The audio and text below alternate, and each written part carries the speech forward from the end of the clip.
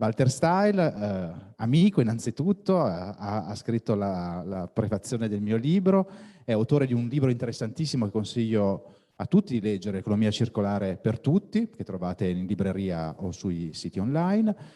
Walter sarà con noi per un keynote speech per parlare proprio dell'evoluzione dell'economia circolare. L'intervento sarà in inglese, quindi spero che possiate seguirlo. Alla fine farò comunque un breve riassunto cercando di riassumere la complessità di questo maestro dell'economia circolare. Walter, welcome so much. Welcome here to the event today. I'll leave the floor to you, if you can hear me. Thank you, Emanuele. Yes, and thank you very much for the introduction. I shall share my screen.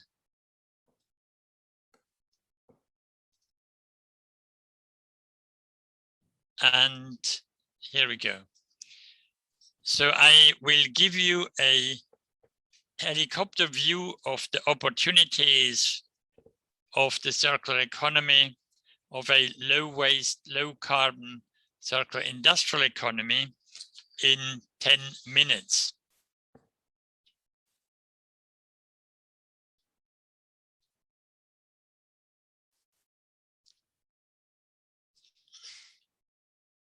Sorry. What changes, or what is the circular economy? It's about stocks, not flows, and it's managing, maintaining the value and utility of natural capital, human capital, cultural, manufactured capital.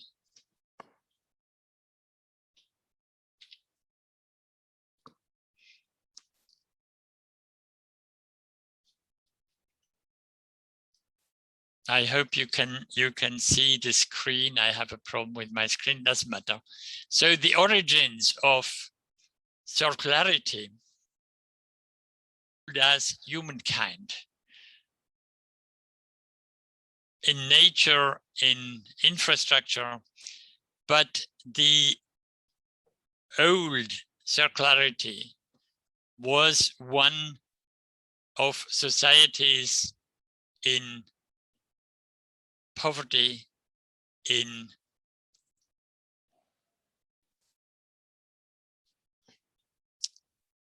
so I'm getting there, in rarity. So the takeaway from this early sustainability circular economy is sustainability comes from people caring for what they have. And as there is no waste in nature, simply means that all waste is man-made. Now, if we look at the economy as a whole, you have it's like a bathtub. You have the inflow and you have the outflow. But the thing that we are mostly interested in is the stock of water, the quality and quantity of the stock. That is largely unknown today. So a mature bathtub view of the circular economy is basically one loop with the main area of R, reuse, refill, repair, and the area of D, de-link materials to recover molecules and atoms. The area of R is about essential services. The production is about productive labor. That's why economists normally ignore the area of R because it's not productive labor.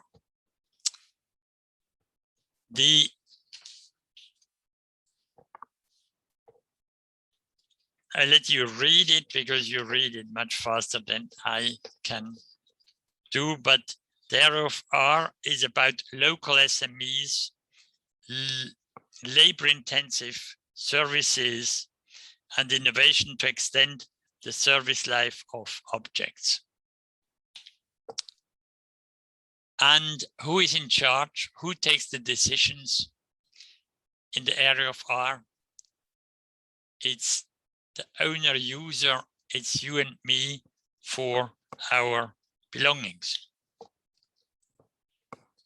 Then the first watershed happened 1946, when science decoupled man from nature. The Anthropocene started with the nuclear bomb in Hiroshima. And science since has given us energy, chemistry, metallurgy that is much stronger, much more powerful than anything nature can offer us. But as these are man-made things, society overlooked the producer liability that results from this decoupling from nature. Innovation in the area of R is about research and researchers.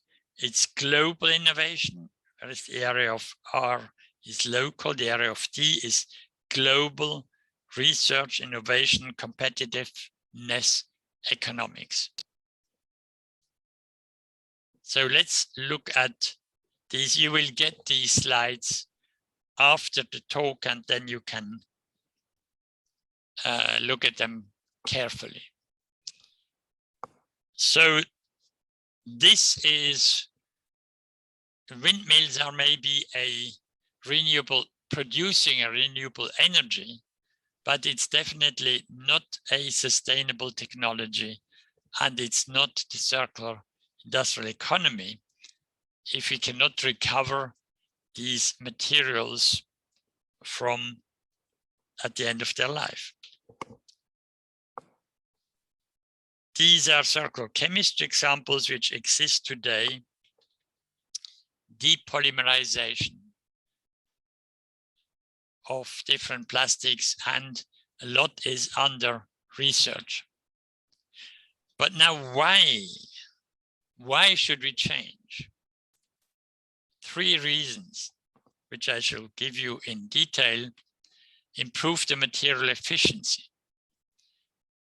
If we want to retain the material value of resources, then today's recycling is not the way to go.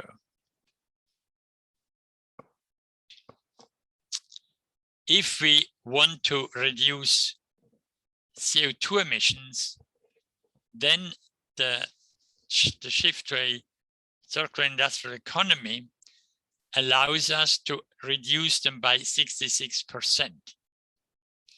So we still have another third that we have to create from somewhere else.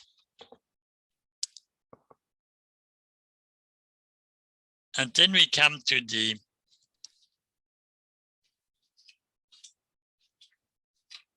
I'll let you read this again.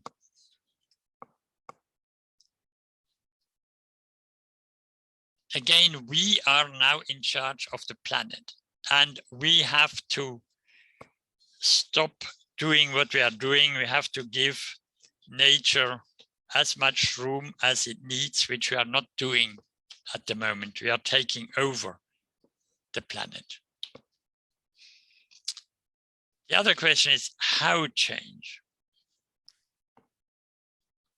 You have 4 opportunities, but maybe the most important one, the need for innovation into circular sciences and into net zero carbon energy. Because green energy is, if we don't have green energy, we will never have net zero products. And these new research topics are all multidisciplinary in systems, materials, molecules. Social systems innovation means we have to make sharing solutions more attractive than they are today. Systems innovation means inventing, not producing efficient products, inventing sufficient systems. For example, a electric dumper that can go up and down the mountain without ever recharging the batteries. And innovation in circular energy has a very wide spectrum. Here you have some of the dominating ones, but we are not really, we have started at universities to follow this road, but not yet in industry. Innovation in circular chemistry has started to develop new polymers that can really go round and round without losing quality. Circular metallurgy includes the area of R and the area of D, but goes much beyond. It's the area of D, the de-alloying of alloys is, or of impurities, is the big challenge. Innovation in circular biochemistry. Again, this is somewhere between science, natural sciences, and nature, but many opportunities are there which we do not exploit yet. And lastly, innovation in public green procurement. If public procurement buys performance instead of products, it drives innovation, such as this Bon de Mio, which used a completely new technology and commercial approach. Or SpaceX, which was created by NASA when it decided that it would no longer buy hardware rockets, it would only buy space transport.